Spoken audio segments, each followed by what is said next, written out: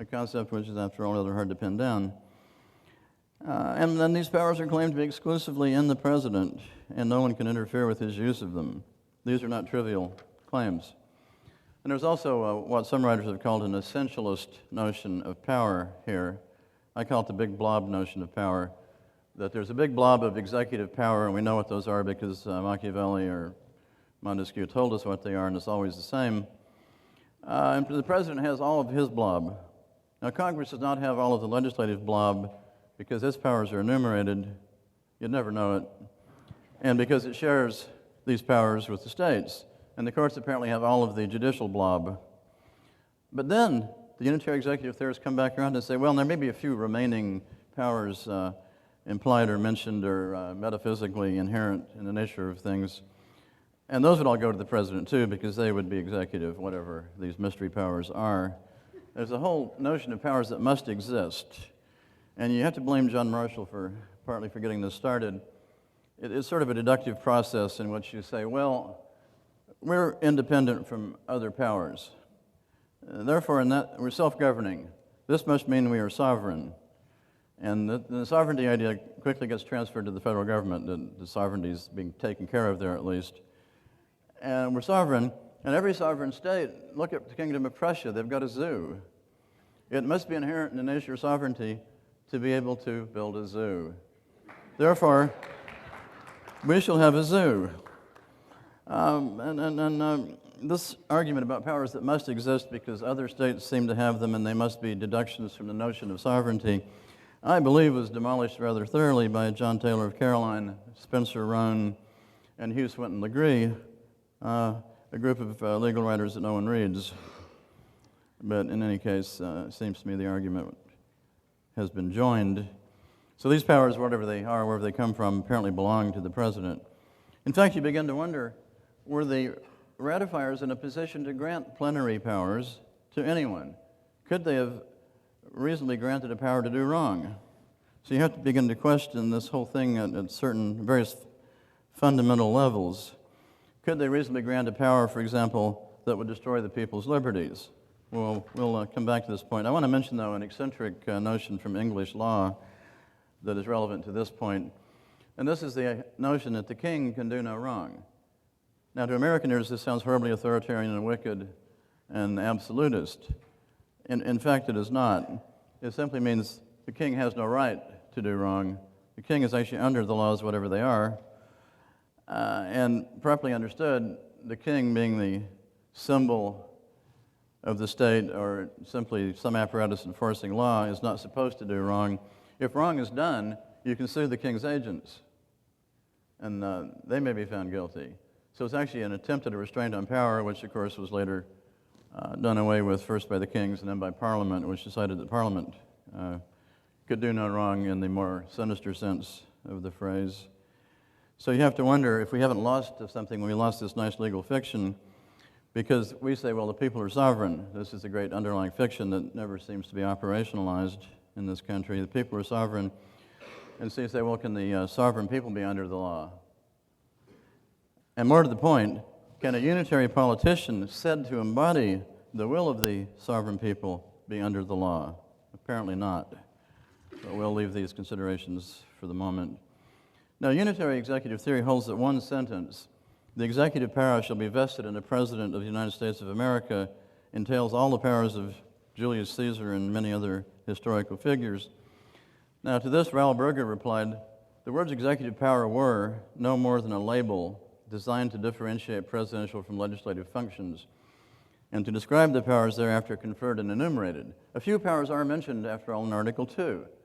And I think a natural reading of this article will be that the president's got these powers and that's it. He receives ambassadors.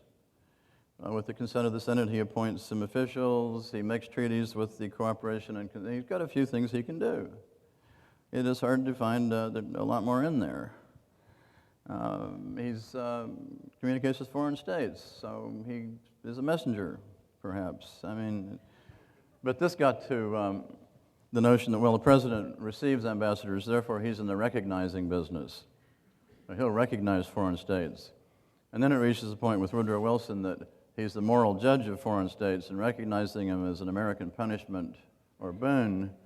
And it gets out of hand. The man is supposed to receive ambassadors. I don't know. In any case, Berger continues, if I didn't read this part before, to derive additional authority from this descriptive label is to defeat the framer's intention strictly to define and confine executive powers. So on various evidence that Berger reduces in his book, Executive Privilege, a Constitutional Myth, on the basis of this evidence, I think he's considerably lessened the majesty of Article 2. And there's a recent law review article by Bradley and Flaherty, which drives additional nails in the coffin. But nonetheless, presidential apologists keep finding unenumerated powers for the president. And as Berger points out, lacking an enumerated power, action is illegal. This was the original theory of the Constitution. If there's no power obviously granted, you don't do things. It's really fairly straightforward. Now, presidential apologists bring in further inherent powers from implications of international law, and I've already shown how one of those works with the receiving ambassadors and so on. Presidential lawyers read the phrases, execute the office, preserve and protect and defend the Constitution as allowing the president to violate specific laws in defense, as he sees it, of the Constitution. Yet the other phrase in the article, take care that the laws be faithfully executed, would seem to exclude such tricks. Now, as far as founders go, Alexander Hamilton is very nearly the only one on whom these theorists can draw, but there are two Hamiltons. The first, selling the Constitution in the Federalist Papers. The second, writing in 1793 to enlarge the presidency once it existed. Accordingly, his arguments are somewhat suspect, and little is gotten from him beyond the assertion that infinite dangers imply infinite powers, which tells us nothing about who it is, Congress or the president, that possesses such powers if they rightly exist. Now, unitary executive writers make much of the war powers and the president's role in foreign affairs, as we have said. Now, one might reply to this general claim of accumulated precedent that usurpation may beget commands. Commands may be obeyed. This does not actually change the law. It only proves that presidents have gotten away with things. Berger contended, for example, that congressional acquiescence, so-called, in presidential refusal to provide information does not establish a presidential right to executive privilege, especially when Congress has in fact resisted the claim for 2 centuries. And this sort of thing brings us back to Nixon and his misadventures with executive privilege, some of which were not successful.